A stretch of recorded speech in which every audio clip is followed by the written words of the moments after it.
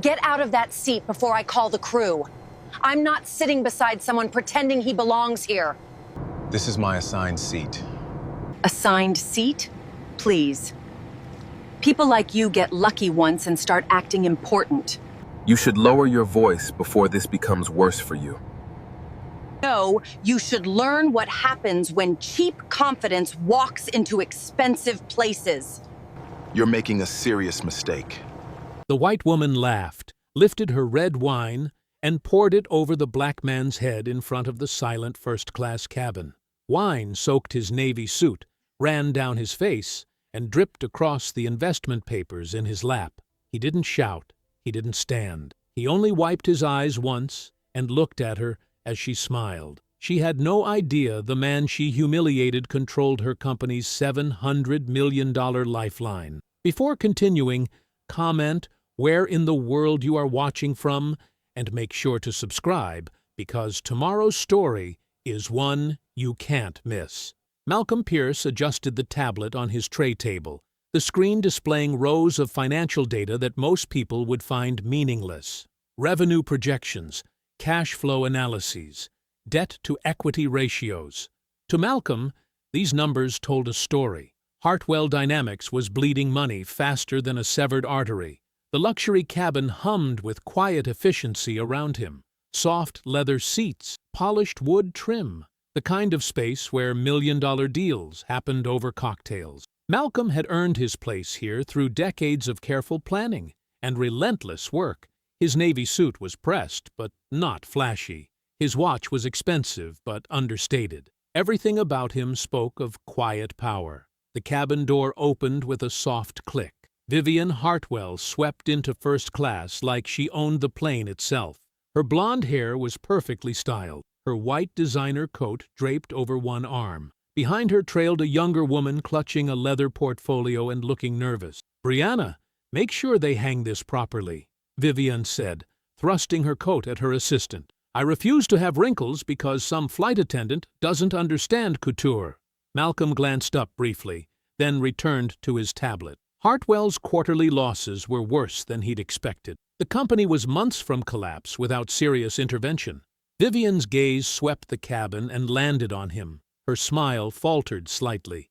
She studied his dark skin, his calm posture, the way he held his tablet with confident familiarity. Her eyes narrowed. "Brianna," she said, her voice carrying clearly across the small space. "Have you noticed how airlines have become far too generous with their upgrade policies lately?" Brianna shifted uncomfortably. "Ma'am? Oh, you know what I mean." Vivian's tone was light, conversational, but her words cut like glass. "Standards have definitely relaxed. People end up in cabins they probably can't afford on their own." Malcolm's fingers paused over the screen. The insult hung in the air like smoke. He didn't look up. Senior flight attendant Naomi Brooks approached with a warm smile. "Mr. Pierce, welcome aboard. Can I offer you champagne or perhaps—" "Excuse me," Vivian interrupted sharply, stepping between Naomi and Malcolm's seat. "I need extra champagne for my guest arriving later, and this coat needs immediate attention. Valentino doesn't hang itself." Naomi's professional smile tightened. "Of course, Ms. Hartwell. I'll take care of that right away." Vivian positioned herself directly in the aisle beside Malcolm's row, blocking other passengers from moving past. She made a show of checking her phone, sighing loudly, arranging her purse on the overhead compartment. Her assistant Brianna hovered nearby, clutching the coat and looking increasingly uncomfortable. Malcolm saved his work and powered down the tablet. He needed to move past her to use the restroom. "Excuse me," he said politely. Vivian turned slowly, as if just noticing him for the first time. Her smile was razor-sharp.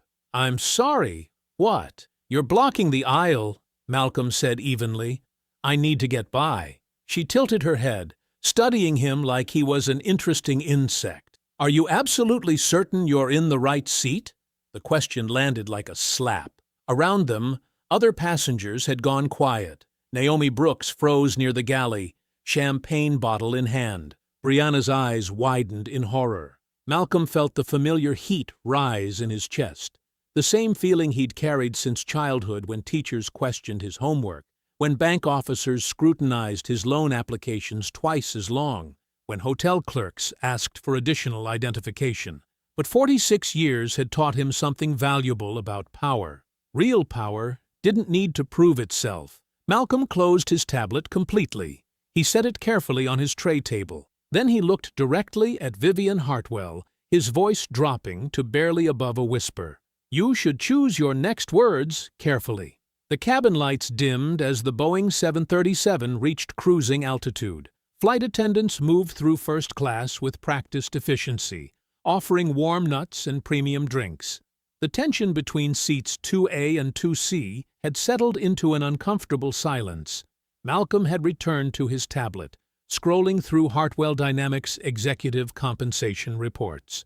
The numbers were staggering. While the company hemorrhaged money, senior leadership had awarded themselves massive bonuses. Vivian's name appeared repeatedly in the documents. "Ladies and gentlemen, we've reached our cruising altitude," the captain announced. "Flight attendants, you may begin cabin service." Naomi Brooks approached Malcolm's row with a warm smile.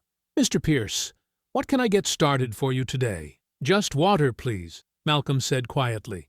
"Sparkling, if you have it." "Of course. And you, Miss Hartwell?" Vivian had been watching Malcolm from across the aisle, her eyes sharp and calculating. She straightened in her seat, projecting her voice clearly across the cabin. "I'll have champagne. The good stuff, not whatever you're serving in coach." She paused, glancing meaningfully at Malcolm. "Though I have to say, Naomi, this cabin feels unusually crowded today. Don't you think some passengers might be more comfortable in a different section?" Naomi's professional mask slipped for just a moment. "All passengers in first class have valid tickets, ma'am." "Oh, I'm sure they do," Vivian said with a laugh that carried no warmth. "But valid doesn't always mean appropriate, does it? Some people just don't understand the unwritten rules of premium service." Malcolm continued reading, his fingers scrolling steadily down the screen. Compensation packages, golden parachutes, executive retreats to five-star resorts while factory workers faced layoffs. The pattern was clear.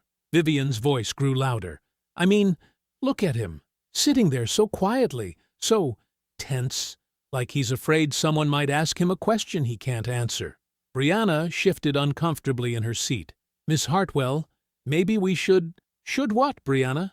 Pretend we don't notice when standards slip?" Vivian's laugh was sharp, cutting. "My family built an empire on excellence.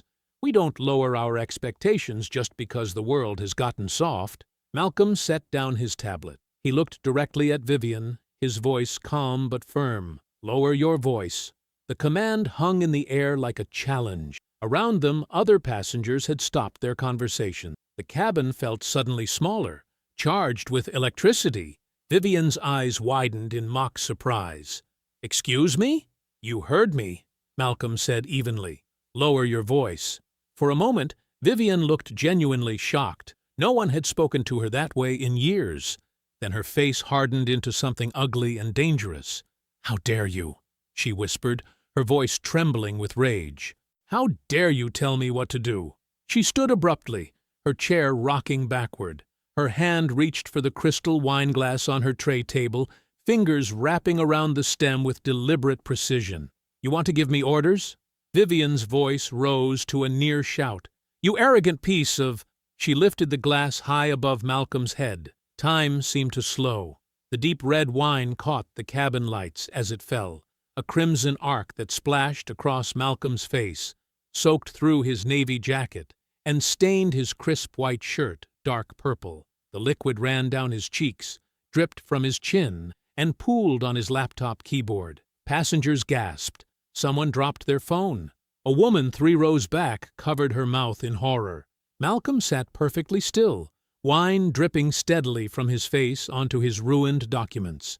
His eyes never left Vivian's face. Brianna had gone completely white, her hands pressed to her chest like she was having trouble breathing. "Miss Hartwell," she whispered. "Oh my God, what did you—" Vivian threw back her head and laughed, the sound sharp and triumphant. "There, now you look exactly like what you are." She dropped the empty glass onto her seat with a careless clink. You should be grateful I didn't have security drag you off this plane before we even took off. Naomi Brooks rushed forward with a stack of white towels, her face pale with shock. Sir, I'm so sorry. Let me help you. Malcolm raised one hand slightly, stopping her mid-sentence. With deliberate precision, he wiped the wine from his eyes with the back of his sleeve. Then he reached into his jacket pocket and pulled out a business card. His voice was perfectly calm, as if nothing had happened at all.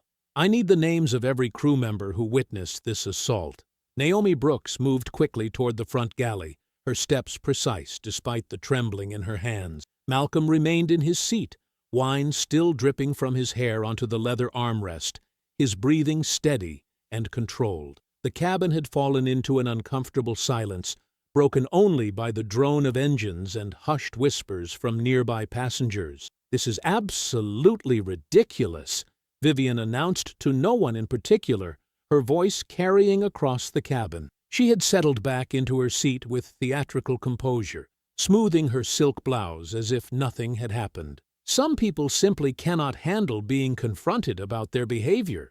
Brianna stared at her in disbelief. Miss Hartwell, you poured wine on him. You actually— I defended myself. Vivian cut her off sharply. That man was aggressive, threatening. Did you see how he looked at me? How he spoke to me? She raised her voice intentionally, making sure other passengers could hear. I felt genuinely frightened for my safety. Near the galley, Naomi spoke in urgent low tones to James Morrison, the chief purser. Her hands gestured toward Malcolm's seat, then toward Vivian. Morrison's expression grew increasingly grave as she recounted the incident. A younger flight attendant, Kelly Washington, approached the group hesitantly. She had witnessed part of the confrontation from the back of first class, but uncertainty clouded her face. I didn't see everything, she said quietly. Maybe he did say something that upset her? Some passengers can be really demanding. Naomi turned toward Kelly, her voice firm and unwavering. No, Malcolm Pierce never touched Ms. Hartwell, never raised his voice, never threatened anyone. He asked her to lower her voice, and she assaulted him with a full glass of wine. Her eyes flashed with indignation. I've worked these cabins for 22 years, Kelly. I know the difference between a demanding passenger and someone defending themselves. Morrison nodded grimly. I need to contact the captain immediately. Vivian had been watching the crew discussion with growing irritation. She unbuckled her seatbelt and strode toward the galley, her designer heels clicking against the floor with authoritative precision. Excuse me, she called out, her voice dripping with entitlement. I hope you're taking this incident seriously. That man verbally assaulted me, made me feel unsafe in my own seat. She placed one manicured hand on her chest, affecting vulnerability. I demand you contact the captain immediately and have this plane diverted to the nearest airport. I want that passenger detained and removed. Morrison looked between Vivian and Naomi, his training kicking in. Ma'am, I understand you're upset, but according to our witness, your witness— Vivian's voice rose dangerously. I'm telling you exactly what happened. Are you suggesting I'm lying? Her eyes narrowed to sharp points. Do you have any idea who I am? Who my family is? The connections we have with this airline's board of directors? Kelly shifted nervously, clearly intimidated by Vivian's display of power and fury. But Morrison had already reached for the internal phone. Captain Hayes, we have a code yellow in first class.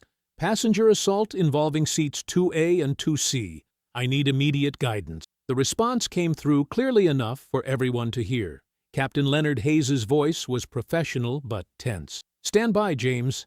I'm receiving priority communications from corporate security. Vivian smiled triumphantly, certain that her family's influence was already working behind the scenes. You see, this will be resolved quickly and appropriately.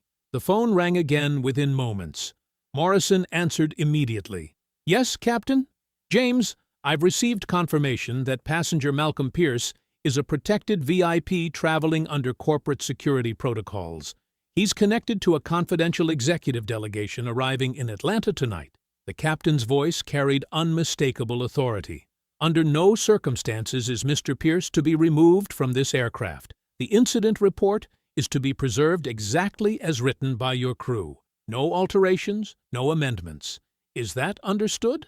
Morrison's expression shifted to one of professional respect. "Understood completely, Captain." Vivian's confident smile flickered like a candle in wind. For just a moment, genuine confusion crossed her features. Protected VIP, corporate security protocols? This didn't match her assumption that Malcolm was some nobody who had stumbled into first class through a fluke or airline error. But she recovered quickly, forcing her smile back into place.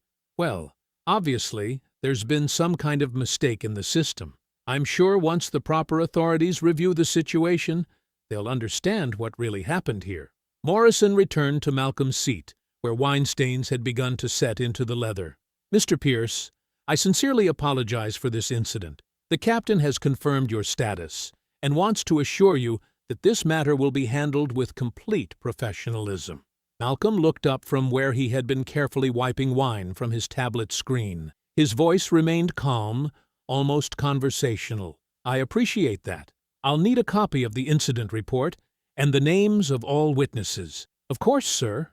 Malcolm reached into his carry-on bag and retrieved a pressed white shirt still in dry cleaner plastic. Without fanfare or complaint, he walked toward the first-class lavatory to change. When he returned minutes later, he appeared completely composed, as if the assault had been nothing more than a minor inconvenience. He settled back into his seat, opened his tablet, and quietly resumed reading Hartwell Dynamics' private financial record. The plane touched down at Hartsfield-Jackson with barely a bump, but the tension in first class felt thick enough to cut.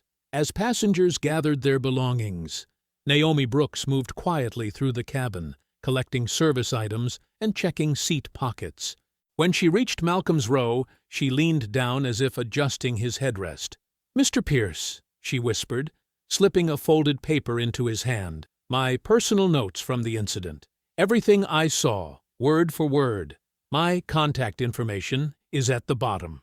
Malcolm looked up at her with genuine respect. "Thank you, Ms. Brooks. This means more than you know." "That woman has probably done this before," Naomi said quietly. "To people who couldn't fight back, someone needs to hold her accountable." Malcolm tucked the notes into his jacket pocket. "Someone will." Across the aisle, Vivienne was gathering her designer purse and coat, pointedly ignoring Malcolm's presence.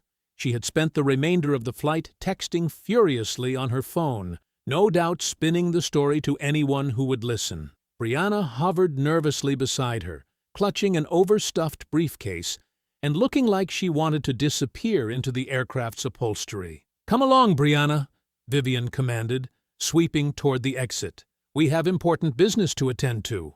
The private terminal at Atlanta was a world away from the main airport's chaos. Polished marble floors reflected crystal chandeliers, and leather seating areas were arranged around low tables laden with fresh flowers. This was where corporate executives and wealthy travelers moved between flights without ever mixing with ordinary passengers. Vivian strode into the VIP lounge like she owned it, her heels clicking against the marble with practiced authority. The wine incident might as well have been ancient history from her perspective. She had already rewritten it in her mind as a minor inconvenience, something her lawyers could handle if that man dared to make noise. "Did you see how he just sat there and took it?" she said to Brianna, settling into a plush armchair near the floor-to-ceiling windows. "Trained to accept humiliation quietly. That's exactly the kind of behavior you'd expect." Brianna shifted uncomfortably. "Ms. Hartwell, maybe we should focus on the presentation. The investors will be expecting—" "Oh, please!" Vivian waved her hand dismissively. "This rescue deal is a formality. Pierce Capital needs this investment as much as we need their money. Daddy has everything arranged perfectly." She laughed, the sound sharp and cold. "Besides, after seeing how easily intimidated their so-called representatives are, I'm not worried about playing hardball during negotiations." She pulled out her phone and began scrolling through messages, already planning her next moves. The Hartwell family had built their aviation software empire over decades, and one uncomfortable flight wasn't going to change anything. Vivian had been groomed since childhood to take over the company when Edmund stepped down, and no amount of manufactured drama would derail those plans. "Order me a glass of that Chablis," she told Brianna. "The good stuff. We're celebrating early." Brianna hurried toward the bar, grateful for any excuse to step away from Vivian's increasingly toxic mood. The assistant had been working for the Hartwell family for 3 years, long enough to recognize when her boss was spiraling toward one of her vindictive phases. The wine incident had clearly triggered something deeper than simple irritation. Minutes later, Malcolm entered the lounge carrying his stained suit jacket folded neatly over his arm. His fresh white shirt was immaculate, his tie perfectly straight, and his expression remained unreadably calm. He moved through the space with quiet confidence, nodding politely to the hostess, who greeted him at the entrance. Vivian looked up from her phone and noticed him immediately. Her eyes narrowed with fresh annoyance. "You have got to be kidding me," she muttered, loud enough for nearby passengers to hear. "Did this man actually follow me here? How pathetic." She stood up, preparing to march over and tell Malcolm exactly where he could take his complaints. But before she could move, something unexpected happened. A distinguished older man rose from a corner table where he had been sitting with 3 other executives. Edmund Hartwell was 71 years old, impeccably dressed in a charcoal suit, with silver hair and the kind of bearing that came from decades of corporate power. His face was patrician, controlled, and rarely showed genuine emotion. Right now, his eyes held unmistakable panic. "Mr. Pierce," Edmund called out, his voice carrying across the lounge as he approached Malcolm with both hands extended. "Thank you for coming. We're honored by your presence." The executives at Edmund's table stood immediately, their faces showing the same mixture of respect and barely controlled anxiety. These were not men accustomed to deference, but they were treating Malcolm like he held their futures in his hands. "Our entire future depends on your confidence in Hartwell Dynamics," Edmund continued, his voice sincere in a way Vivian had rarely heard from her father. "I hope the flight was comfortable." Malcolm's expression remained perfectly neutral. "Actually, Mr. Hartwell, there was an incident during the flight that I think we should discuss." Vivian felt the blood drain from her face.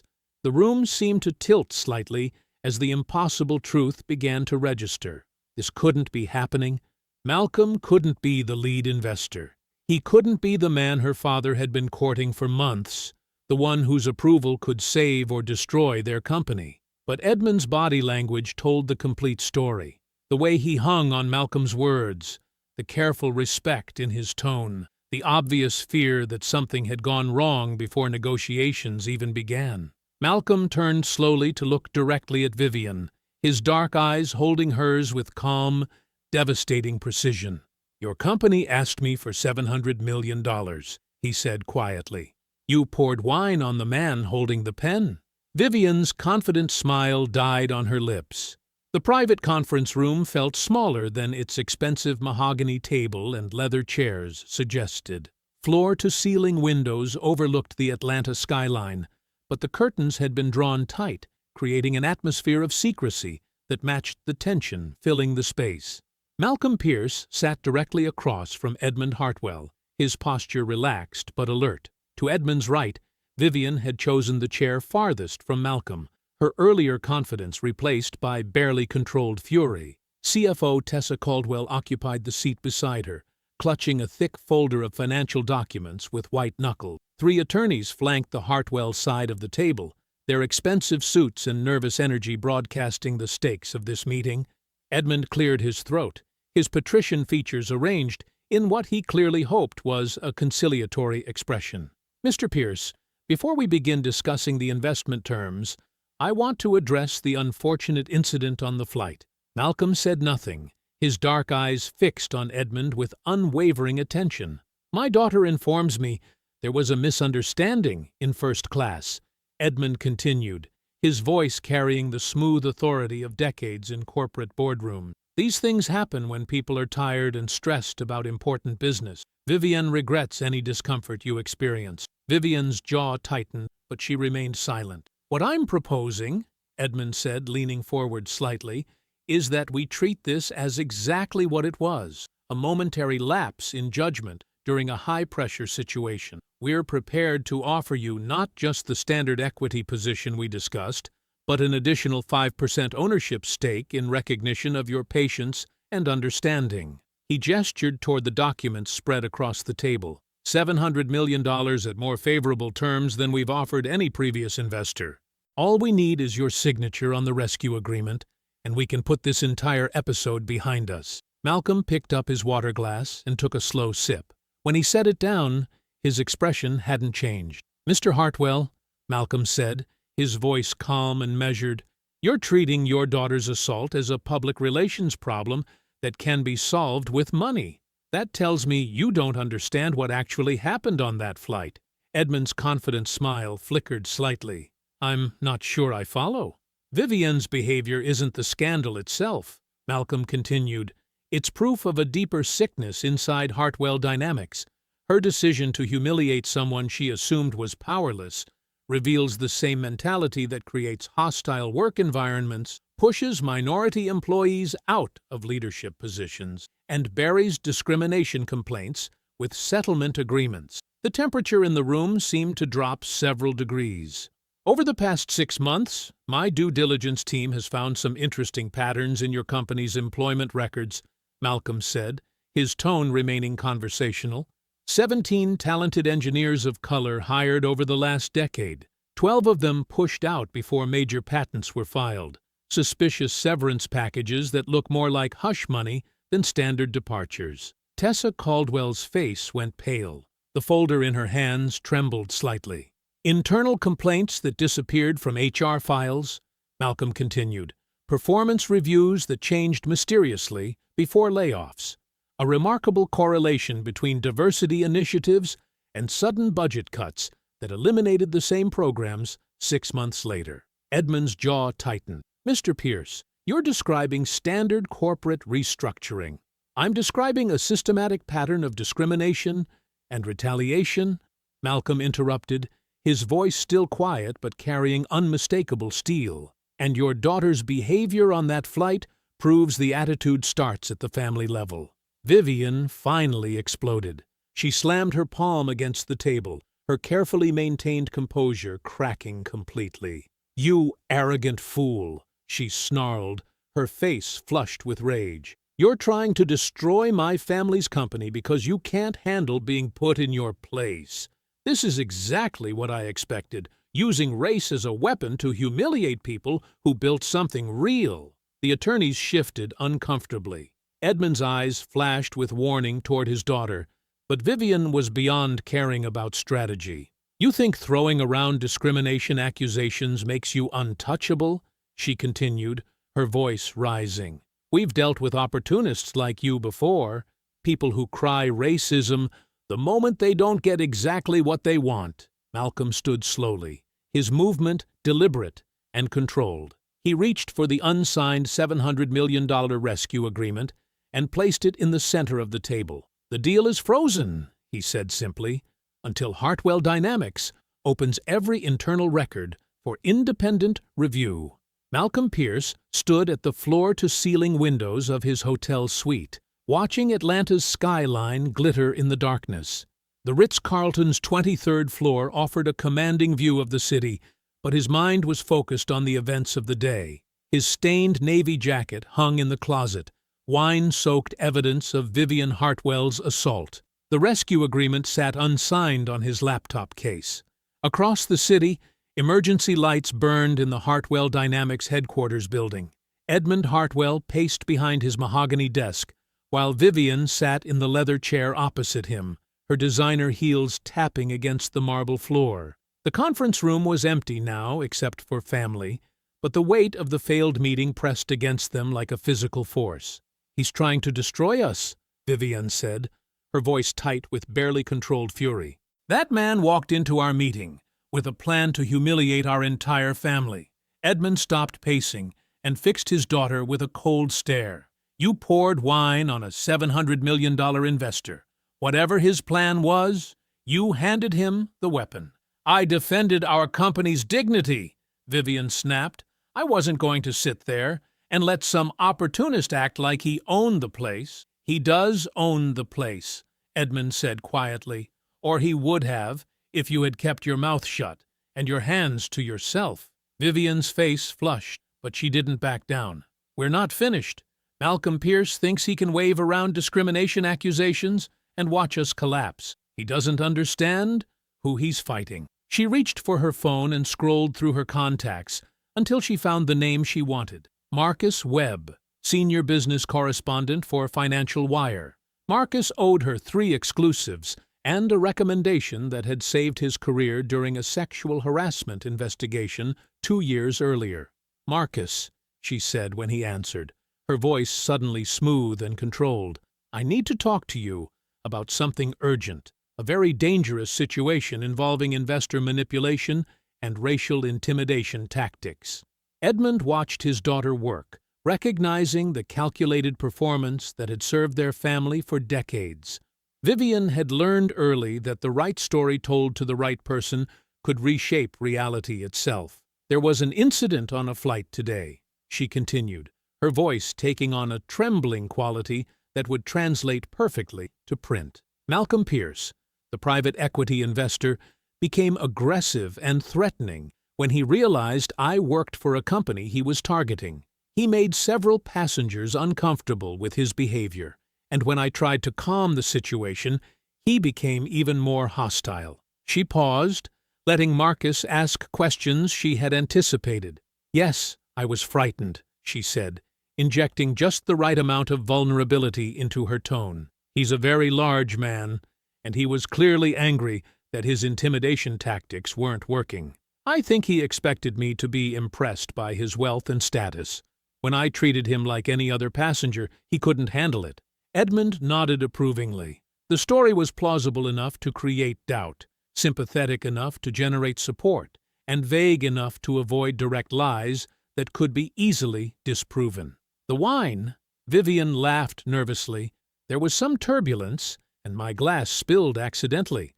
But Pierce immediately began threatening legal action, talking about lawsuits and destroying reputations. It was clearly a setup to create leverage for his hostile takeover attempt. By midnight, the first headlines appeared online.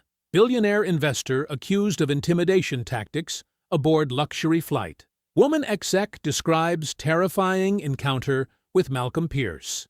"Private equity giant targets family company after flight confrontation." The articles painted Malcolm as an unstable predator using racial grievances to mask aggressive business tactics. Vivian appeared as the brave whistleblower exposing dangerous corporate manipulation. At 12:47 a.m., Malcolm's phone rang. Naomi Brooks's voice was tight with anger. "Mr. Pierce, I just saw the news stories. They're complete lies. Every word of it." Malcolm sat down at his laptop, his expression calm despite the character assassination spreading across financial media. "What did the airline do with your incident report?" "That's why I'm calling," Naomi said, her voice shaking with rage. "My supervisor told me the report was being revised for accuracy. When I asked to see the revision, they said it was confidential. They changed my words, Mr. Pierce. They made it sound like you were the aggressor." Malcolm's jaw tightened, but his voice remained steady. "Save every note you wrote, every email, every conversation you remember. Don't speak to anyone except my attorney. Her name is Amara Grant, and she'll contact you tomorrow morning." "They can't get away with this," Naomi said. "They won't," Malcolm replied quietly. "But they're going to try everything first." After ending the call, Malcolm opened his laptop and began typing. At Hartwell headquarters, Edmund was giving Tessa Caldwell her marching orders for the morning. Find every lawsuit, every disgruntled employee, every negative story that could be weaponized against Malcolm Pierce before the market opened. The war had begun. On the television screen, Vivian appeared for a live interview with trembling eyes and a perfectly calibrated victim performance, describing her terrifying encounter with an unstable investor who couldn't accept professional boundaries. Malcolm watched in silence, then opened a new document and began building a minute-by-minute timeline of everything that had happened since boarding the flight. His methodical mind catalogued every detail, every witness, every piece of evidence. The truth would surface. But first, he had to survive the lies. Malcolm Pierce stepped through the glass doors of Hartwell Dynamics headquarters at precisely 9 a.m., his navy suit pressed and his leather briefcase gripped firmly in his right hand. Beside him walked Amara Grant, his corporate attorney for the past 8 years. She was a sharp-featured black woman in her late 40s, dressed in charcoal gray with silver-rimmed glasses that made her dark eyes appear even more penetrating. They requested this meeting at their building, Amara said quietly as they approached the reception desk. That's already a power play. They want you on their territory. Malcolm nodded, his expression unreadable. Let them think location gives them control. The marble lobby stretched high above them, adorned with photographs of Hartwell aircraft and vintage aviation equipment. A bronze plaque near the elevators bore Edmund Hartwell's portrait alongside the company motto, "Excellence through Tradition." Malcolm studied it for a moment, then followed the nervous receptionist toward the executive floor. "Mr. Hartwell is waiting in the main conference room," the young woman said, her voice betraying the tension that had clearly gripped the entire building since yesterday's media explosion. "Can I offer you coffee? Water?" "Nothing," Malcolm replied calmly. The conference room door opened to reveal not the intimate discussion Malcolm had expected, but a full corporate war room. Edmund Hartwell sat at the head of a polished mahogany table, flanked by Vivian on his right and CFO Tessa Caldwell on his left. 3 expensive-looking corporate attorneys occupied chairs along the far wall, their laptops open and documents spread across the surface like battle plans. "Malcolm," Edmund rose with practiced warmth, extending his hand. "Thank you for coming. I trust your hotel was comfortable despite yesterday's unfortunate media attention." Malcolm shook the offered hand briefly, then took a seat across from Edmund with Amara beside him. He said nothing about the media coverage, which had continued throughout the night, with increasingly personal attacks on his character and business practices. Vivian wore a cream-colored blazer and pearl earrings, her blonde hair pulled back in a style that suggested both professionalism and vulnerability. She offered Malcolm a smile that didn't reach her eyes. "I hope we can move past yesterday's misunderstanding and focus on what's best for everyone involved." Edmund gestured to the lead attorney, a silver-haired man in an expensive suit. "Richard Morrison, from Whitman and Associates, has prepared documents that should resolve our current situation efficiently." Morrison slid a thick folder across the table. "This settlement agreement protects all parties while allowing the business relationship to proceed as originally planned. Mr. Pierce approves the $700 million investment. Hartwell Dynamics receives the capital injection needed for stability, and both sides agree to move forward professionally."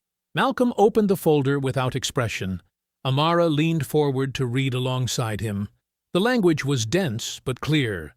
Malcolm would delete all evidence related to the flight incident, issue a public statement praising Hartwell's leadership and corporate culture, and agree never to discuss what happened on the plane. In exchange, he would receive his planned equity position plus an additional 5% ownership stake. "There's also a confidentiality clause," Morrison continued.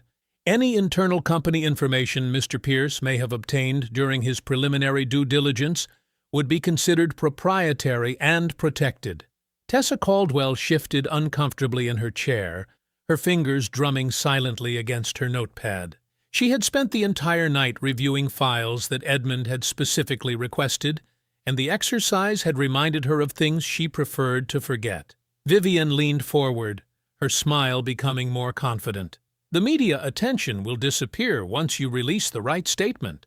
My father's reputation speaks for itself, and Hartwell Dynamics has been a pillar of the aviation industry for 40 years. This is simply good business sense."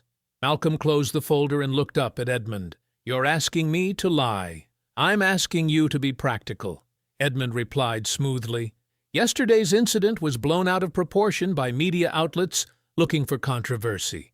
A simple clarification from you will end the speculation and allow us to focus on what matters, building a stronger company together.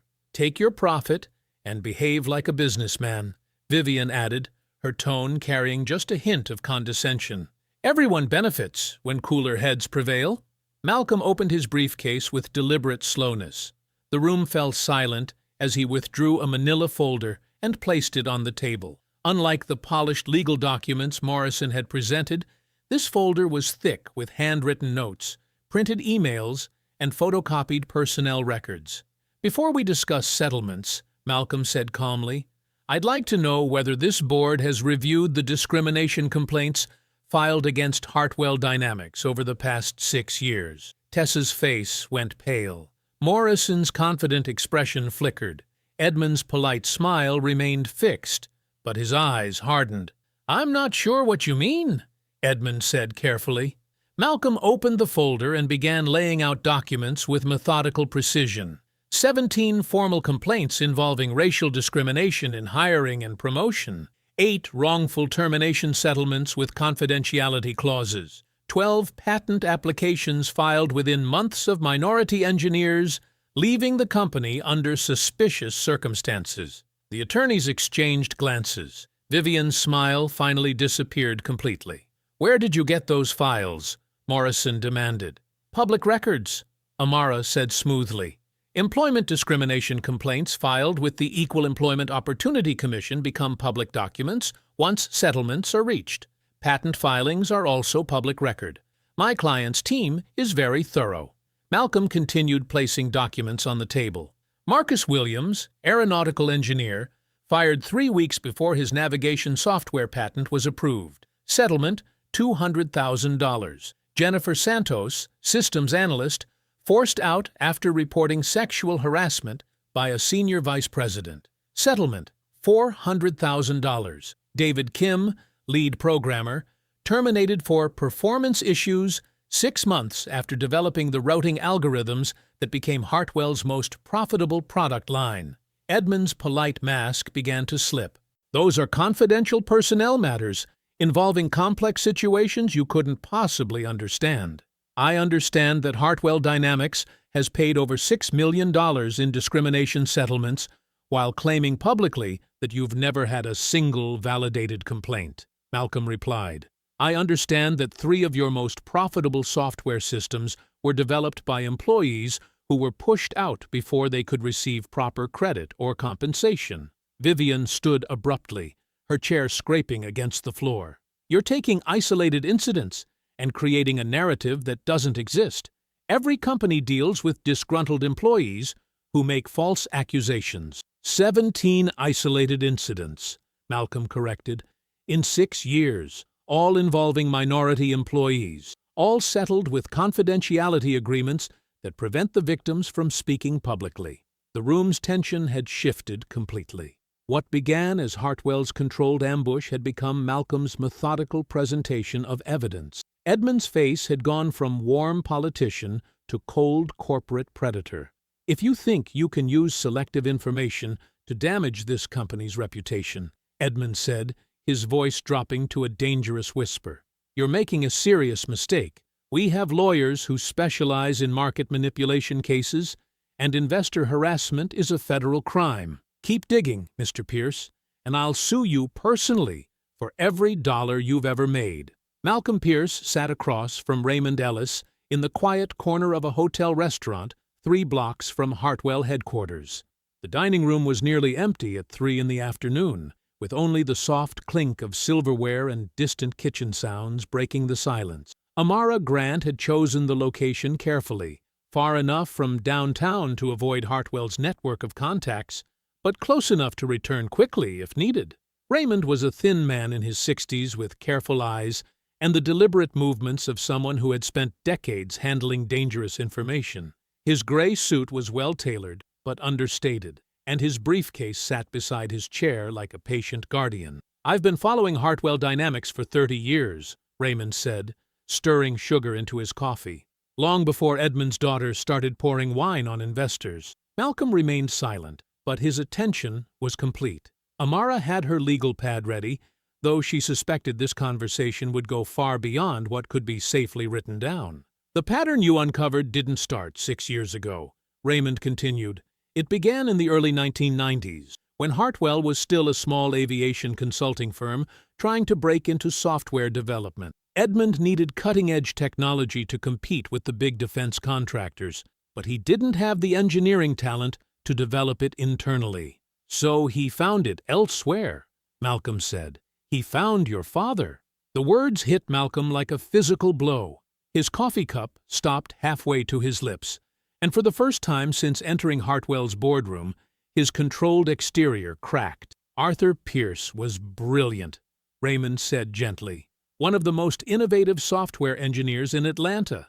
He developed a revolutionary aviation routing program that could optimize flight paths in real time, accounting for weather, fuel efficiency, and air traffic patterns simultaneously. It was decades ahead of anything else in the industry. Malcolm set down his cup carefully. How do you know about my father's work?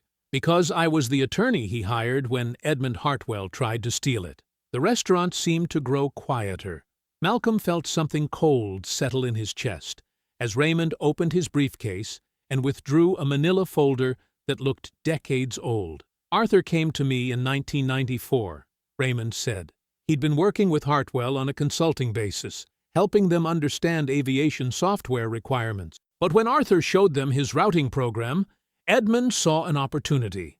He offered to buy the technology outright for $50,000. That's insultingly low for revolutionary software, Amara noted. Arthur thought so too. He refused the offer and suggested a licensing agreement instead, with royalties based on implementation. Edmund agreed to consider it, then disappeared for 2 weeks. Raymond opened the folder and withdrew several typewritten letters on Hartwell Dynamics letterhead. The paper had yellowed with age, but the text was still clear. When Edmund returned, he claimed Arthur's program wouldn't work at commercial scale. He said the code was fundamentally flawed and that Hartwell had developed their own solution internally. Arthur knew that was impossible. They didn't have the engineering expertise. Malcolm leaned forward, studying the documents. One letter was addressed to Arthur Pierce, signed by Edmund Hartwell himself. The formal language couldn't hide the dismissive tone. After extensive review by our technical team, Malcolm read aloud, "We have determined that your proposed routing system contains critical errors that would make implementation unsafe and unreliable. We will be pursuing alternative solutions developed by our internal engineering department." 3 months later, Raymond said, Hartwell announced their breakthrough FlightPath Pro software. The core algorithms were identical to Arthur's program, but stripped of his identifying comments and variable names. "My father could prove the theft," Malcolm said. It wasn't a question. He tried. Arthur had kept meticulous development records, including time-stamped backups and correspondence with beta testers, but Edmund had prepared for that possibility. Raymond withdrew another document, a legal filing that made Amara whistle softly. Hartwell sued Arthur for corporate espionage, Raymond continued. They claimed he had stolen their proprietary code during the consulting period and tried to sell it back to them as his own work. Edmund's lawyers argued that Arthur's development records were fabricated evidence designed to support his theft. Malcolm's jaw tightened. And the courts believed it?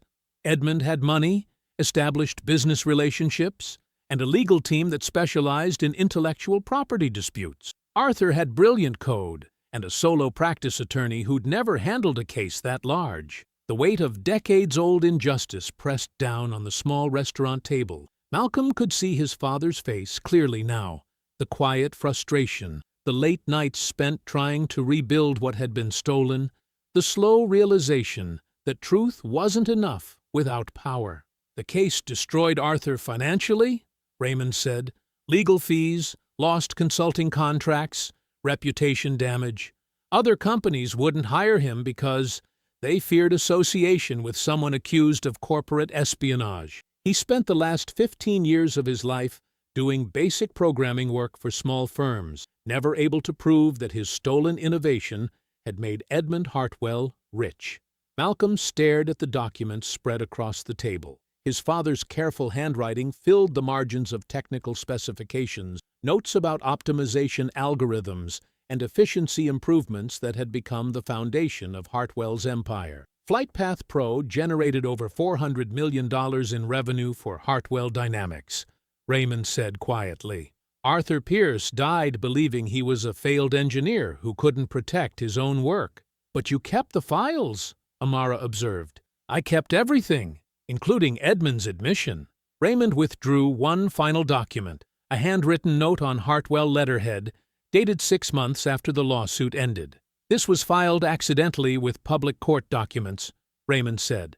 Edmund's personal notes to his chief counsel, discussing settlement strategy. Malcolm read the note twice before its meaning fully registered.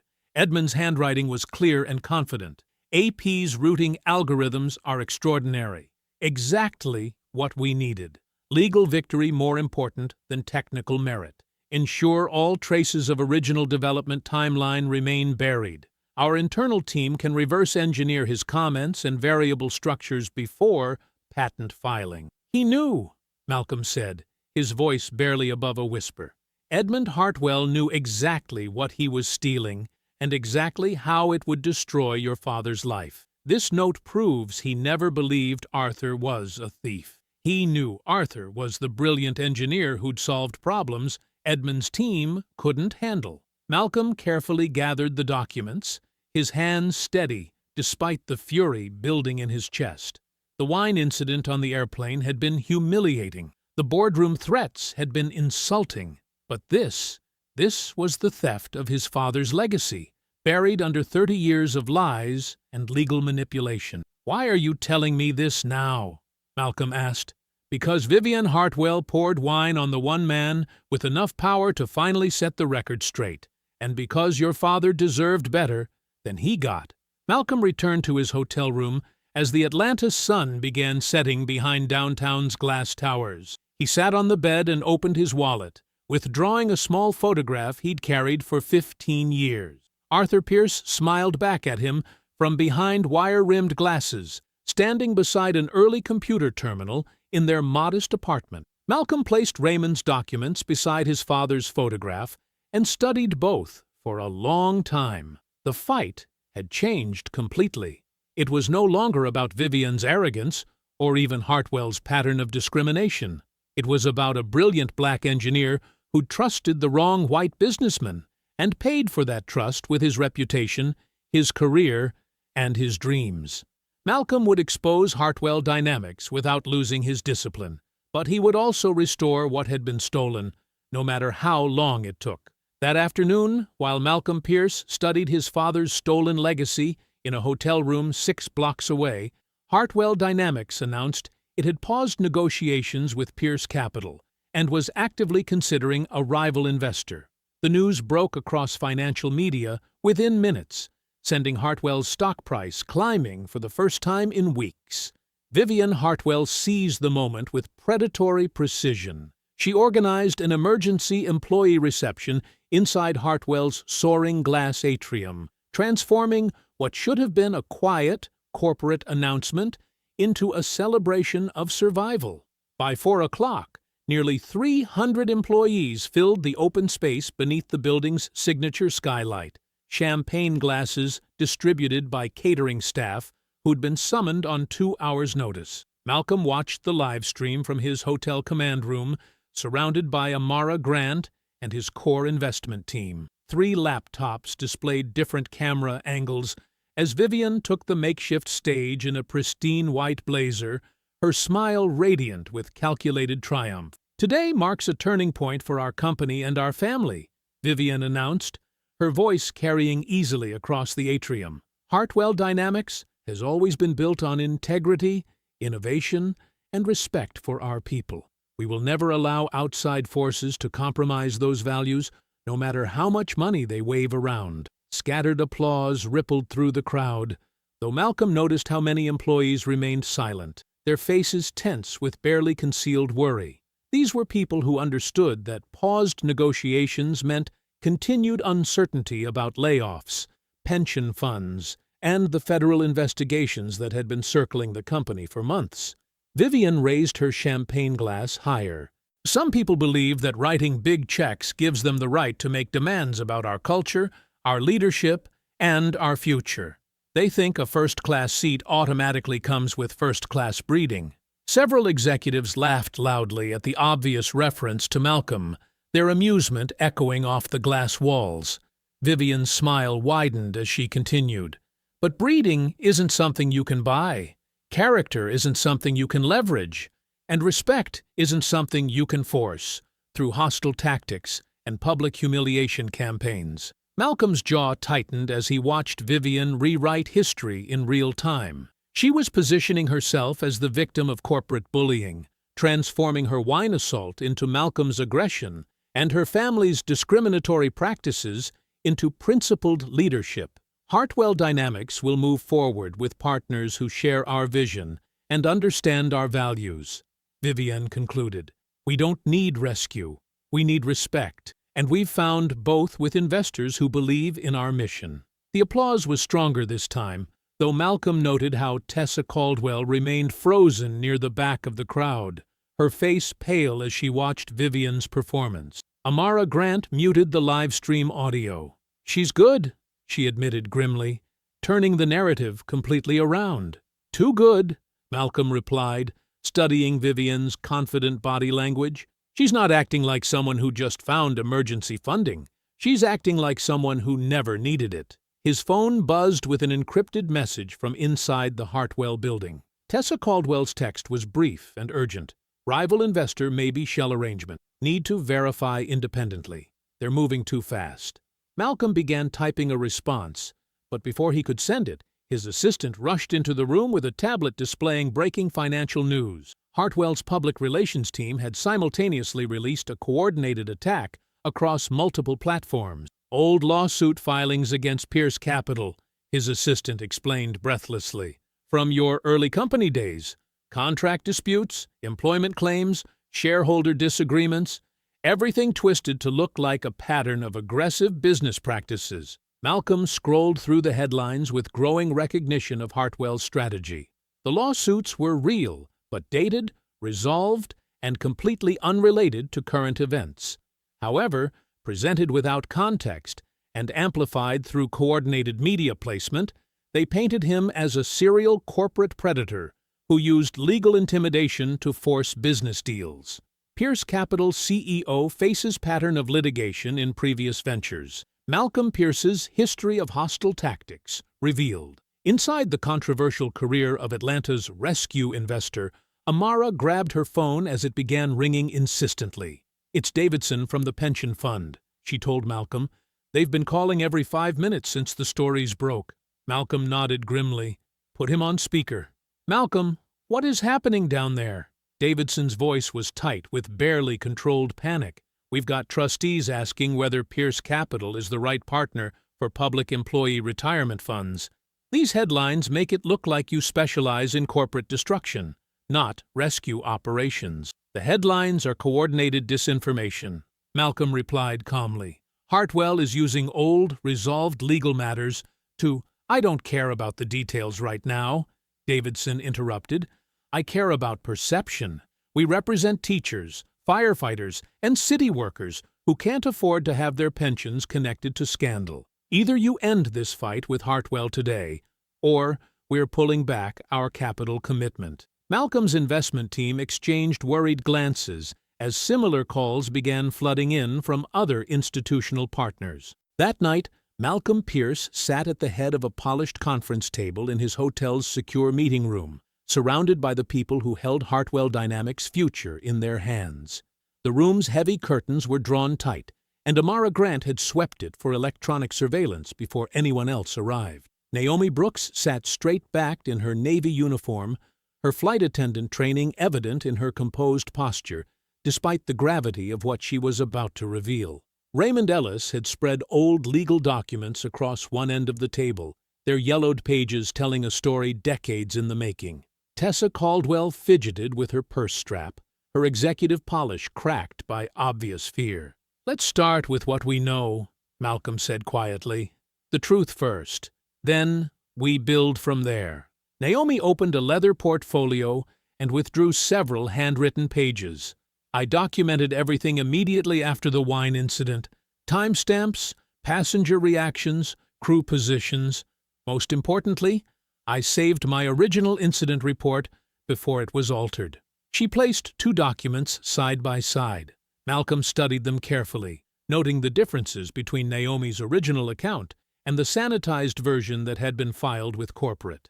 The original report clearly states that Ms. Hartwell initiated physical contact by pouring wine on you without provocation, Naomi continued. The filed version suggests you became agitated during a disagreement about seat assignments.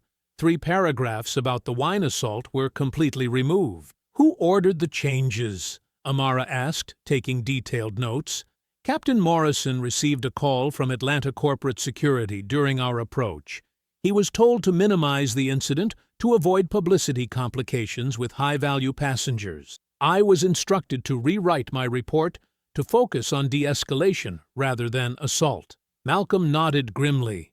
They began covering this up before we even landed. Raymond Ellis cleared his throat and pushed forward a stack of faded legal files.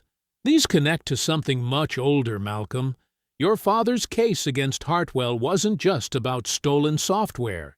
It was about a pattern of intellectual property theft that became their business model. He opened the thickest folder, revealing correspondence between Arthur Pierce and Edmund Hartwell from 30 years earlier.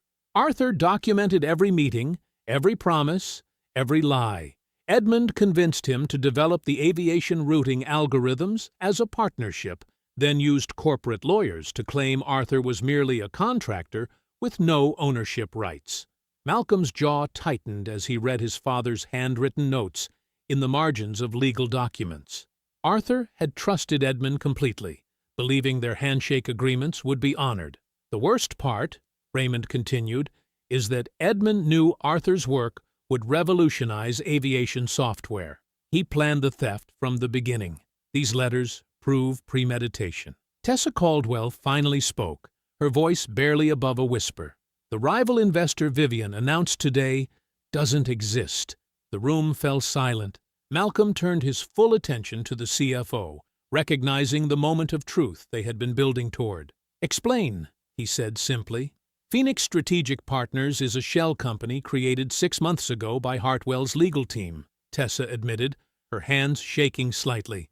The supposed $700 million deal is just reshuffled debt and accounting tricks designed to make the stock price jump long enough for Edmund and Vivian to sell their personal holdings. Amara leaned forward sharply. "That's securities fraud." "I know." Tessa's voice cracked. "Edmund threatened to make me the scapegoat for all of Hartwell's accounting irregularities if I didn't cooperate. But watching Vivian pour wine on you, then lie about it on television, made me realize they'll destroy anyone who gets in their way, including me, eventually." She opened her briefcase and withdrew a flash drive. This contains 6 years of internal communications, board recordings, financial manipulations, and evidence of discriminatory hiring practices. Everything you need to prove Hartwell Dynamics is built on fraud. Malcolm studied the drive, understanding its implications. "Why now? What changed your mind?" "Because Vivian's champagne toast today wasn't just about defeating you," Tessa replied. "She was celebrating the shell company deal that will let her and Edmund cash out before the federal investigations destroy everything. Thousands of employees will lose their jobs and pensions, while the Hartwells walk away rich." Amara was already on her phone with their legal team. "We're filing emergency preservation petitions tonight. Corporate records, executive communications, banking documents, everything." Malcolm nodded. "Naomi, are you prepared to give sworn testimony about the altered flight report?" "Yes, sir. I've already contacted the Flight Attendants Union. They're supporting me fully." "Raymond, how quickly can Arthur's stolen work be documented?" "I have expert witnesses ready, software engineers who worked with your father and can prove Hartwell's core systems are built on his algorithms." "Tessa, the shell company evidence needs independent verification. I can provide bank routing numbers, corporate filings, and recorded board meetings where Edmund discusses the fake investor strategy." Amara finished her call and looked up with satisfaction. "Judge Williams will hear our emergency motion at 8 a.m. If she grants the preservation order, Hartwell won't be able to destroy evidence or complete the shell company transaction. For the first time since the wine incident, Malcolm felt the momentum shifting in his favor. They had witnesses, documentation, and legal standing. Hartwell Dynamics' House of Lies was about to collapse. We move at dawn, he decided. Coordinated filing with preserved evidence, witness statements, and federal notifications. This ends tomorrow. The meeting broke up with renewed energy, each person understanding their role in the morning's assault on Hartwell's defenses. Malcolm remained behind with Amara, reviewing strategy details and contingency plans. They're going to fight back hard, Amara warned. Cornered animals are always the most dangerous. Malcolm was reviewing Tessa's evidence when his phone rang. The caller ID showed his own company's board chairman, David Sterling. "Malcolm, we need to talk immediately." Sterling's voice was tense, with barely controlled anger. "There's been a development." "What kind of development?" "The kind that makes every member of this board question whether you're fit to lead Pierce Capital through this crisis." Amara grabbed her laptop and began pulling up news feeds, her face growing pale as she found what Sterling was referencing. "Malcolm," she whispered, turning the screen toward him. They leaked a memo. The headline across financial news sites was devastating. Leaked internal memo reveals Pierce Capital's plan to destroy Hartwell Dynamics. The alleged memo, supposedly written by Malcolm to his investment team, outlined a deliberate strategy to humiliate Hartwell executives, crash the company's stock price, acquire assets cheaply, and fire thousands of employees as part of a hostile restructuring. The language was clinical and ruthless, describing employees as excess overhead and Hartwell's community investments as bleeding heart waste. Most damaging was a section that appeared to mock Vivian's wine assault as perfect theater for our victim narrative. "This is completely fabricated," Malcolm said, but even as he spoke, he recognized how perfectly it fit Hartwell's counter-narrative. "I believe you," Sterling replied over the phone, "but the board doesn't have that luxury. Pierce Capital represents pension funds, university endowments, and charitable foundations. We cannot be associated with the kind of predatory capitalism described in that memo." Amara was frantically typing, analyzing the document's metadata and digital fingerprints. "Malcolm, this memo appears to have been created from your office computer yesterday evening." "Impossible. I was in meetings all day." "The digital trail says otherwise. Someone with access to your system created this file and made it look authentic." Sterling's voice grew harder. "Malcolm, the board is calling an emergency session for tomorrow morning. We're going to ask you to step aside as managing partner until this mess is resolved." On the television screen, Vivian Hartwell appeared for another live interview, this time wearing a black business suit that suggested mourning for Malcolm's supposed victims. Her eyes were bright with triumph as she held up a printed copy of the forged memo. "This document reveals the real Malcolm Pierce," she told the interviewer with practiced sadness. "A man who planned to destroy my family's company and fire thousands of workers for pure profit. The wine incident was just theater designed to make himself look sympathetic." The interviewer leaned forward. "You're saying he provoked the confrontation deliberately?" "I'm saying Malcolm Pierce is exactly the kind of predatory investor our company has always fought against. Everything that happened on that airplane was calculated to give him leverage for a hostile takeover. Vivian's performance was flawless, turning her from aggressor to victim with surgical precision. She had successfully rewritten the entire narrative, making Malcolm's evidence gathering look like corporate espionage, and his demand for accountability seem like predetermined destruction. Malcolm's phone continued ringing as board members, investors, and partners demanded explanations he couldn't give. The forged memo had been crafted too perfectly, hitting every trigger point that would terrify institutional investors and charitable foundations. "They're not just fighting back," he realized, watching Vivian smile confidently on television. "They're trying to destroy everything I've built." Amara closed her laptop with frustration. "The preservation order won't matter if Pierce Capital's board removes you before the hearing. Without you as managing partner, We lose standing to challenge Hartwell. Sterling's final words echoed in Malcolm's mind. Step aside until this is resolved, or we'll vote you out entirely. On screen, Vivian Hartwell raised her chin with aristocratic confidence. Malcolm Pierce represents everything wrong with modern finance. He's the danger I always knew he was. Before dawn, Malcolm Pierce sat alone in his hotel suite, surrounded by printed timelines, flight records, phone logs, and Hartwell press releases spread across every surface like pieces of a complex puzzle. The room looked like a war room, with documents taped to walls and connecting strings mapping out dates, times, and digital footprints. His navy suit from the flight hung on a chair nearby, the wine stains still visible as a reminder of where this battle had begun. Malcolm's eyes were bloodshot from hours of analysis, but his mind remained sharp and focused. Amara Grant knocked softly and entered with coffee and concerned eyes. "Malcolm, you need to sleep. The board meeting is in 4 hours. Sleep won't solve this." Malcolm pointed to a timeline he had drawn on hotel stationery. "Look at the sequence. Vivian pours wine at 37,000 feet. We land in Atlanta. She enters the private lounge at 4:15 p.m., laughing about training me to accept humiliation. I remember. At 4:23 p.m. she realizes who I am. Edmund introduces me as the lead investor. Her confidence breaks for exactly 90 seconds. Malcolm traced his finger across phone records. Then something changes. She gets her smile back. Amara sat down, studying the documents Malcolm had arranged in chronological order. "What are you seeing that I'm missing?" Malcolm pulled up Hartwell's internal server logs on his laptop, comparing them against the metadata hidden inside the forged memo that had destroyed his reputation 12 hours earlier. At 4:26 p.m., 3 minutes after learning my identity, Vivian accessed Hartwell's legal database from her phone in the airport lounge. Standard executive access. She was probably checking contracts related to our deal. No. Malcolm highlighted specific entries with a yellow marker. She accessed the crisis management protocols, the same folder that contained template documents for discrediting hostile investors. Amara leaned closer, her attorney instincts sharpening. "Keep going."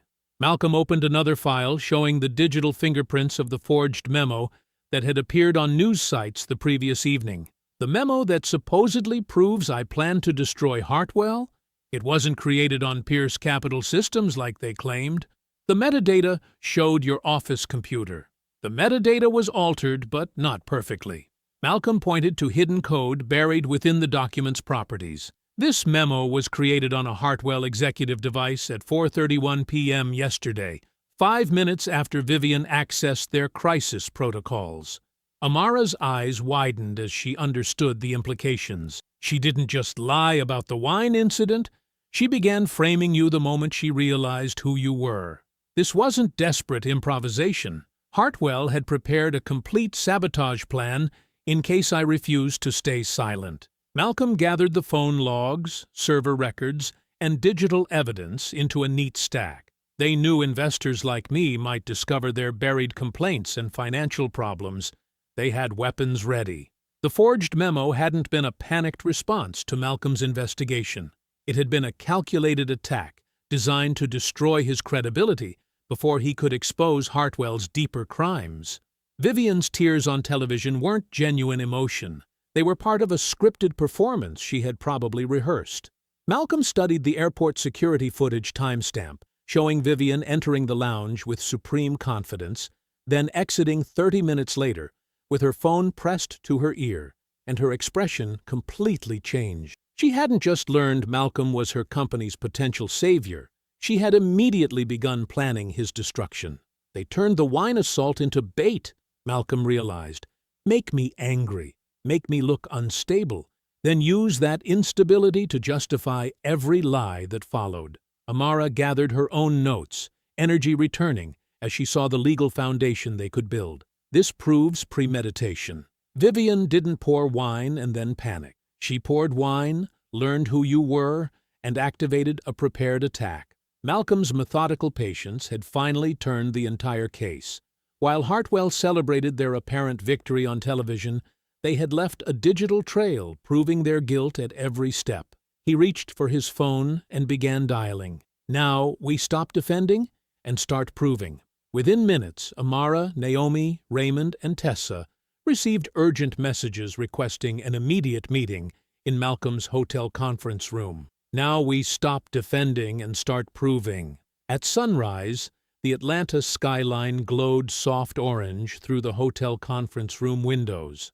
Malcolm Pierce stood at the head of the table, reviewing digital evidence with Amara Grant, while they waited for the others to arrive. The door opened quietly, and Tessa Caldwell slipped inside, carrying what appeared to be an ordinary makeup case.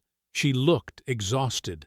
Dark circles shadowed her eyes, and her usually perfect corporate appearance showed cracks of strain. Her hands trembled slightly as she set the case on the polished table. "I didn't sleep," Tessa said quietly. "I kept thinking about what happens when Edmund realizes I'm the leak."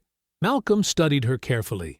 Tessa was Hartwell's CFO, complicit in years of financial manipulation, but she was also scared. Fear made people dangerous, but it also made them honest when they had no other choice. "What did you bring us?" Amara asked. Tessa opened the makeup case, revealing not cosmetics, but a small encrypted drive nestled between fake lipstick tubes. "Insurance," she said. "Edmund threatened to blame me for Hartwell's accounting fraud 3 years ago. He said if regulators ever investigated, I would take the fall alone because I signed the reports." She pulled the drive free and held it like it might explode. "So I started recording everything. Board meetings, phone calls, private conversations. Edmund never knew." Malcolm remained still, but his attention sharpened. "How much?" 4 years of audio files, internal emails Edmund thought were deleted, board notes from closed sessions, patent discussions that were supposed to stay buried forever. Tessa's voice grew stronger as she spoke. "Edmund is careful around lawyers and investigators, but he talks freely around family and employees he thinks he controls." She plugged the drive into Malcolm's laptop, and folders appeared on the screen. Hundreds of files organized by date, participant, and topic. Malcolm opened one labeled Arthur Pierce, Patent Transfer, 1995. Edmund Hartwell's voice filled the room, younger but unmistakably arrogant. "Arthur's routing software became the foundation stone of everything we built. He was brilliant, but naive about business. When he refused our final offer, we simply proceeded without him." Another voice, probably a lawyer, asked about legal risk. "What legal risk?" Edmund laughed. "Arthur has no money for lawyers, no connections in the aviation industry, and no proof we used his work after he left the partnership. A black engineer claiming theft from an established white company? Who would believe him?" Malcolm's expression didn't change, but Naomi Brooks, who had arrived during the playback, watched his hand tighten around the small framed photograph of his father that he kept on the table during every meeting. Tessa opened another file from just 2 months earlier. Vivian's voice emerged, crystal clear and casually cruel. "Public humiliation works because people expect arrogance from the powerful and guilt from the dignified," Vivian said during what sounded like a family dinner. "When someone with real class gets embarrassed, observers assume they deserved it somehow. It's psychological. The victim looks guilty just by accepting abuse quietly." Edmund's laugh followed. "Your grandmother used the same strategy with servants and competitors. Dignity becomes weakness when people want to believe the worst." The room fell silent. Malcolm closed the audio file and opened another folder labeled Crisis Management Protocols. Inside were template documents for discrediting hostile investors, including the exact framework used in the forged memo that had damaged his reputation. Raymond Ellis, who had entered quietly during the recordings, shook his head in disgust. "They planned this entire attack before you ever boarded that flight." Amara was already taking notes, her legal mind cataloging evidence. With proper authentication, this archive can trigger immediate federal warrants. Securities fraud, conspiracy, intellectual property theft, and potentially racketeering if we can prove a pattern of intimidating whistleblowers. Tessa stared at the drive like she was watching her old life disappear. "Edmund will know it came from me," He'll destroy me professionally. Edmund won't be in a position to destroy anyone, Malcolm said quietly. He ejected the drive and handed it to Amara. Send this to our forensic analysts immediately. I want every file authenticated and legally certified before tomorrow morning. Malcolm pulled out his phone and began typing. I'm scheduling my appearance at Hartwell's Emergency Shareholders Summit for tomorrow at 9 a.m. The auditorium at Hartwell Dynamics headquarters buzzed with nervous energy as hundreds of shareholders, employees, reporters, and board members filled every seat. Morning sunlight streamed through tall windows, casting long shadows across the polished marble floor where corporate power had ruled unchallenged for decades. Edmund Hartwell sat in the front row, his silver hair perfectly styled, his navy suit pressed to perfection. He nodded at familiar faces and shook hands with board members, projecting the calm confidence of a man who had survived countless corporate storms. His lawyers flanked him like bodyguards, briefcases full of settlement offers and non-disclosure agreements. Vivian Hartwell made her entrance wearing a pristine white suit that caught the camera lights as photographers snapped her picture. She smiled and waved as if the auditorium belonged to her, as if the hundreds of people watching were her devoted audience, rather than anxious investors worried about their money. She took her seat beside her father, crossing her legs elegantly and checking her phone with the casual air of someone who expected complete victory. Tessa Caldwell sat 3 rows behind them, pale but steady. She clutched a leather portfolio containing backup copies of every document she had handed over. Her career at Hartwell was finished regardless of what happened next, but she would not let Edmund escape. The rear doors opened, and Malcolm Pierce entered with Amara Grant at his side. He wore a charcoal suit and carried a single folder. No entourage, no theatrical entrance, no visible emotion. The crowd turned to watch him walk down the center aisle with the same quiet confidence he had shown in first class, before Vivian poured wine over his head. Edmund rose and extended his hand as Malcolm approached the front. Mr. Pierce, I'm grateful you decided to address our shareholders directly. I believe we can find common ground that serves everyone's interests. Malcolm shook Edmund's hand briefly, then stepped past him toward the podium. Thank you for the invitation, Mr. Hartwell. Vivian's smile flickered as Malcolm ignored her completely. At the podium, Malcolm adjusted the microphone and looked out at the sea of faces. Cameras rolled. Reporters held their pens ready. Board members leaned forward, expecting negotiations or apologies. Ladies and gentlemen, my name is Malcolm Pierce. 3 days ago, I boarded a flight to Atlanta, carrying confidential documents related to a $700 million investment in Hartwell Dynamics.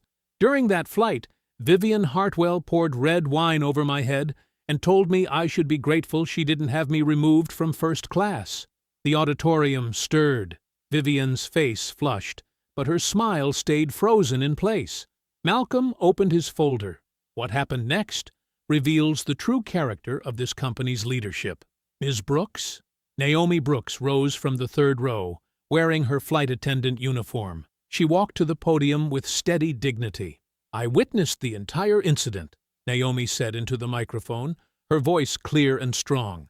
Mr. Pierce never touched Ms. Hartwell, never raised his voice, and never left his seat. She poured wine on him without provocation.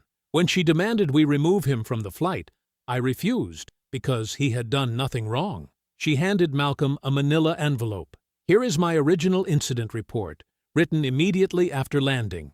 It contradicts the altered version your company later filed with the airline. Murmurs rippled through the audience. Several reporters began typing furiously. Edmund's lawyers whispered urgently in his ear.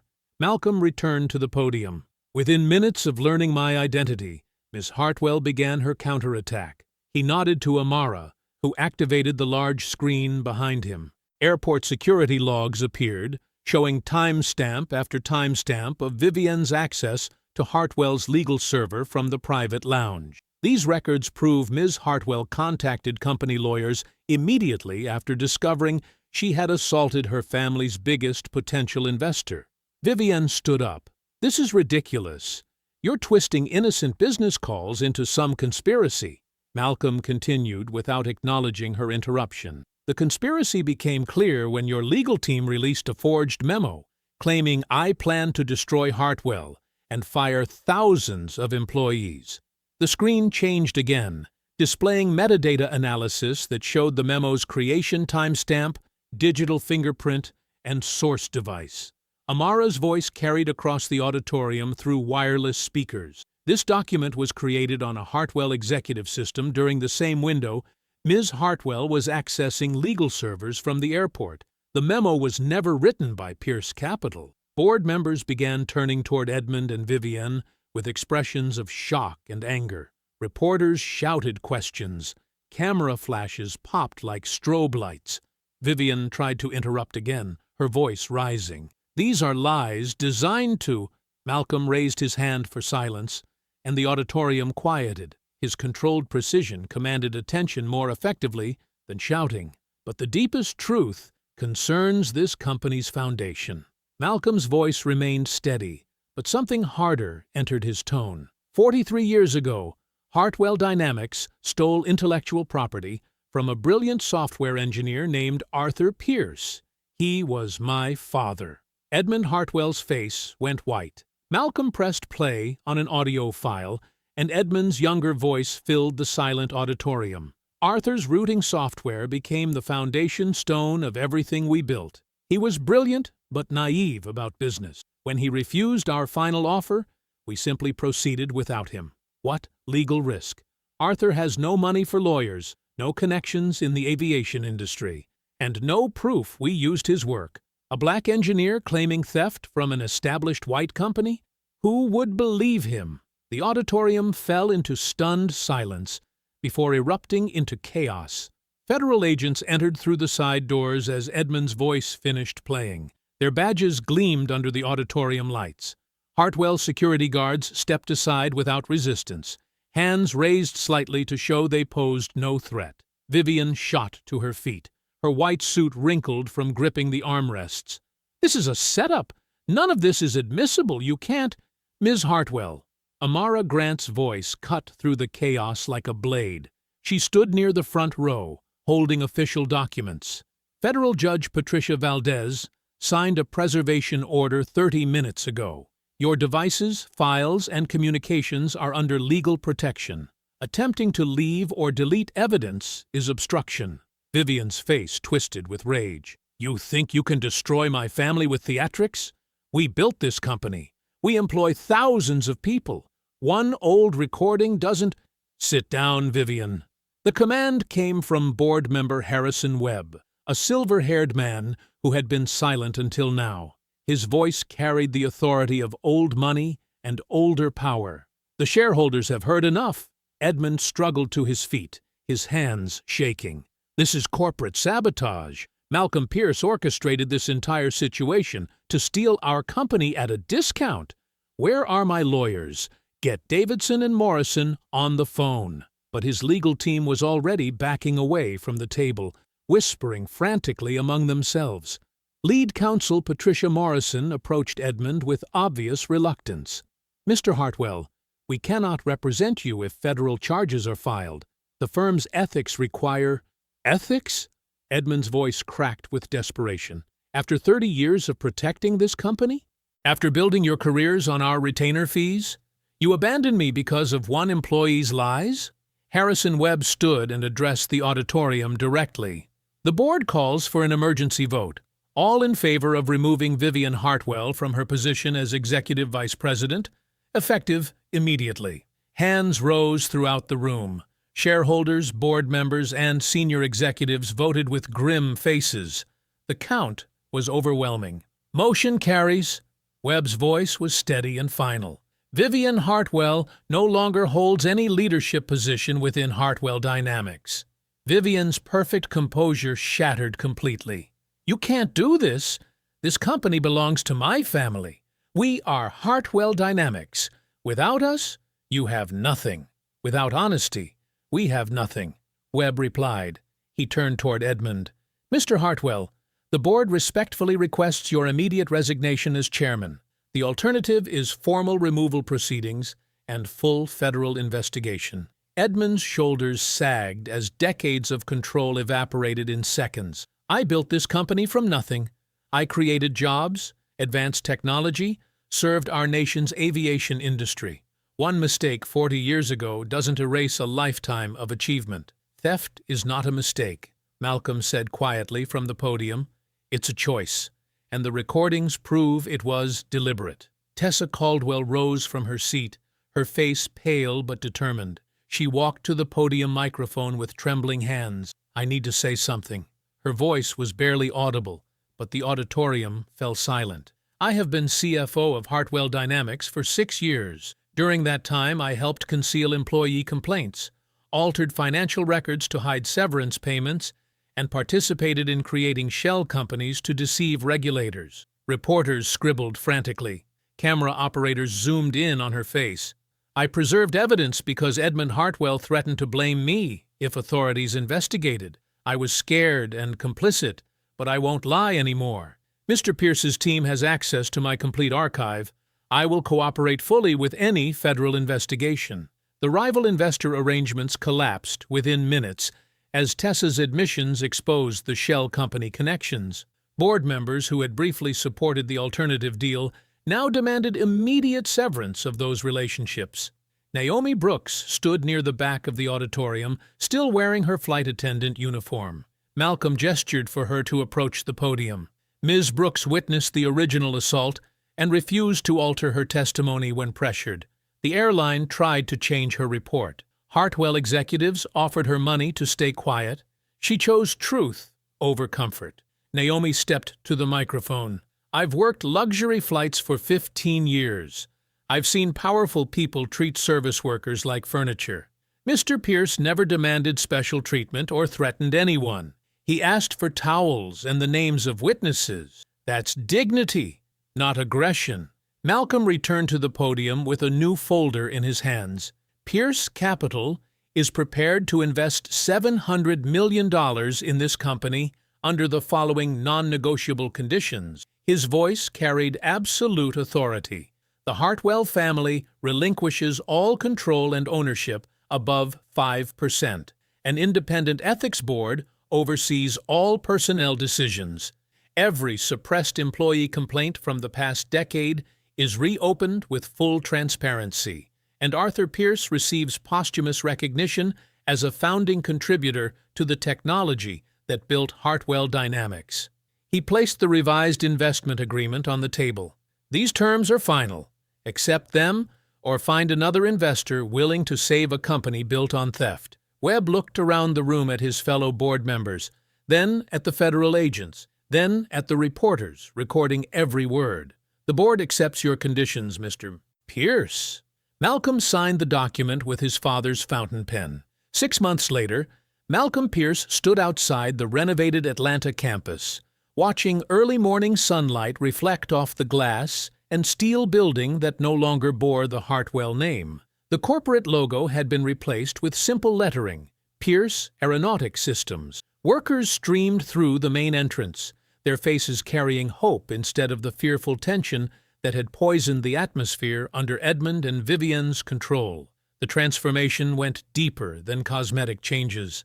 Independent oversight had replaced family nepotism. The ethics board Malcolm insisted upon now reviewed every personnel decision, every contract, every complaint. A restitution fund, seeded with his investment, had already compensated dozens of employees who were pushed out, silenced, or cheated over the decades. Malcolm adjusted his navy suit jacket and walked toward the main entrance where a small crowd had gathered around a covered bronze plaque mounted beside the doors. Former Hartwell workers stood shoulder to shoulder with shareholders, reporters, and the team that had fought beside him. He spotted familiar faces in the assembly.